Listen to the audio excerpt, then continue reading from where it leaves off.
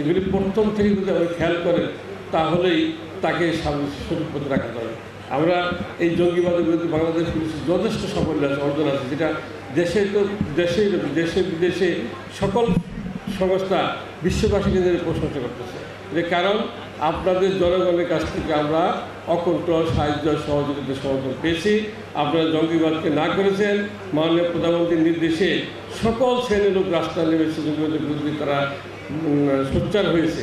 তো এইটা জঙ্গিবাদের জন্য একটি মেসেজ, এবং আমরা জিরো টলারেন্স দিয়ে জঙ্গিবাদের বিরুদ্ধে কাজ করতে যাচ্ছি।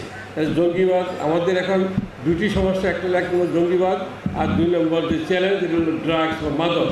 কাজে আপনারা যারা কমিটি পুলিশের বিভিন্ন কমিটির সদস্য হয়েছেন, আপনাদের প্রথম কাজেই থাকবে আপনার এলাকায় কোনো যাতে কোনো জঙ্গি কেউ তৈরি হতে না পারে, জঙ্গিদের কোনো আস্থানা না থাকে, জঙ্গিদের কোনো তৎপরতা না থাকে।